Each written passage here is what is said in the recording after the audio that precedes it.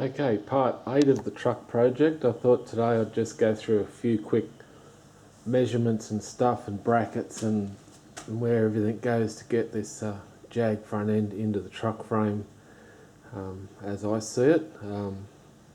I have been making brackets and drilling holes and doing all sorts of stuff, and anyway I'll give you a quick look at the bracketry and stuff that I've made first to put it in the way I see it seems to fit. Yeah, talk about these wedges.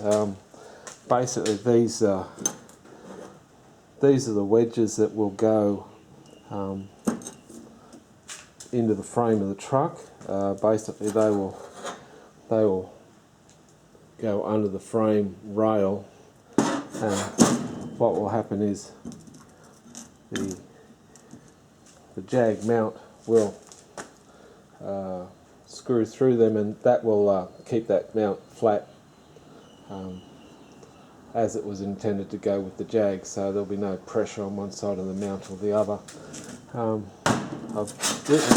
written down a few basic measurements here that might give other people a clue as to what has happened here. Basically these wedges are 4.5 long, they're 3 inches wide, or 78mm by 112mm long. The taper on these things, basically they start out at 9.5mm at one end and they taper off to 1.6 or 0.370 or down to about 60 thou if you dislike the metric system.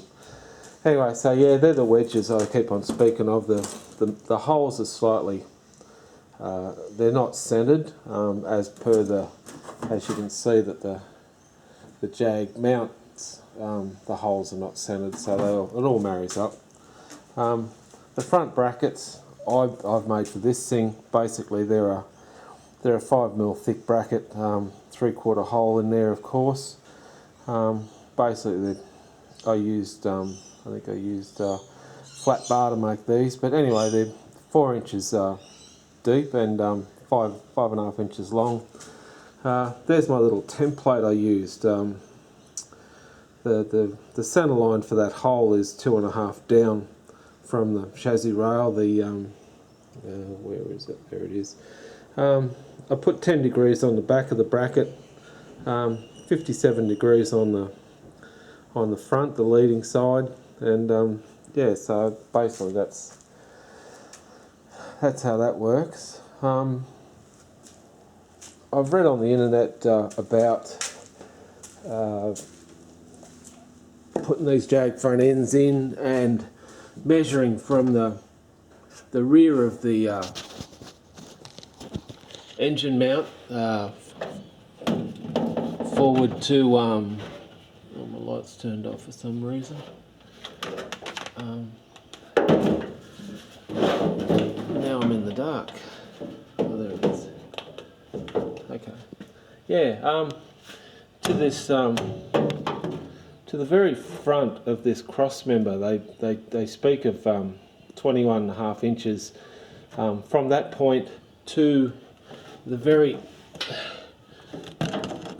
rear point of that engine mount there. But unfortunately I've discovered that on this cross member the rear of those engine mounts is not equal on both sides, so using at 21.5 inches, if you did do that, you would end up with a cross member that is not sitting square and true in the frame. In this case, the 21.5 inches is a great measurement. It really does center the wheels in the arches. Yeah, it's real close. I mean, people could fuss around with that for preference, but 21.5 is a good measurement. But unfortunately it's not consistent on both sides of this these engine mounts. So what I've done basically, I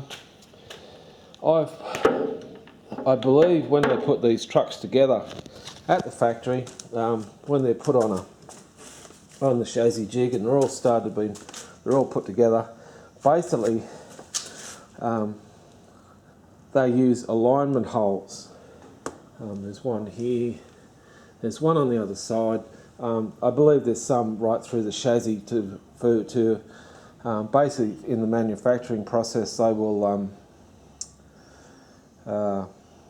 they'll use these to clamp the frame into a jig, and then they'll put all the cross members on, and a square and true frame rolls off the factory assembly line. So what I've basically done here, I've basically jammed a 3/4 of an inch bar through those, and I'm basically banking on that is true and square. So, and what I've done is basically use that to take my measurements from for my for my front mounts, which are probably the most important ones, because this is where all your alignment happens. So basically that frame bracket I showed you before, this is pretty much where it ends up, welded to the frame. I've used some metric numbers here, but basically from that alignment bar through to here is where's my little numbers? 400 and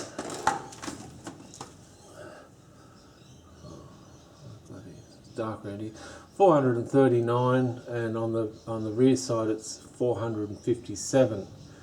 So that's and I've done that on both sides, so it's absolutely identical. So and that's just again a 3/4 bar I slip through so the thing can shift around and stuff as I need to do stuff with it. So basically from that calculation I'm working out that from that bar you're looking at 17 5/8 to the center line of that bracket, the center of the hole, or 448 millimeters if you're happy with the metric system. But yeah, basically the center of this hole, yeah, we're talking 448 mil, or 17 5/8 from that factory alignment hole. So anyway, that's how I've worked it out. Yeah, so there's just some accurate measurements that I come up with that might help people along the way with put one of these Jag front ends into an F truck. You know, I've put a lot of time into this, so they're pretty close. But yeah, so I'll just sort of do a quick video on that. Actually, I should show you in the engine bay too. This is there's some holes I've actually drilled. Actually, where's the? It's a shame it's so dark here. But anyway, that very first hole, that's the original bump stop for the I-beam front end in these trucks. Now, back these holes for the Jag mounts they actually line up right behind that bump stop hole. And as far as my measurements go, this one is 1 1/16 back from that first hole. You go 1 1/8, but yeah, I just went 1 1/16, 1 1/8. Doesn't matter, as long as they're all lined up, it's good. So that's where the bolts will come through the original mounts, through the wedges, and then mount through the frame at some point. And same on the other side.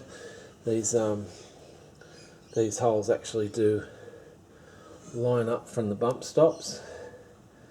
And yeah, so it's a shame actually my lights it's about to storm here, it's gone very dark, so but I hope that makes sense. I'll do another video soon. I'm about to drop the engine and gearbox in this thing, but I just needed that jag front end to mount up properly. Now I've put the pedals on the right hand side.